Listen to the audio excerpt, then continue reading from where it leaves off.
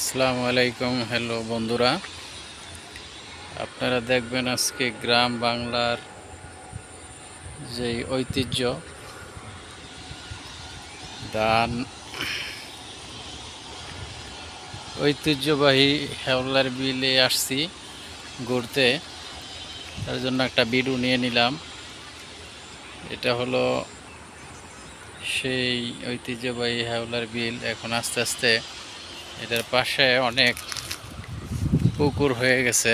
আপনারা দেখেন, আগে তো এই বিল অনেক গভীর ছিল, এখন সেই গভীরতা নাই। না থাকলেও এটার ঐতিহ্য আছে যে ধান করতে আগে এই ধানটা এখনও করে কৃষক। তবে দেখতে বিকালবেলা অনেক মনোরম পরিবেশ এবং বাতাস, এই বাতাসেই ঘুরতে আসছি।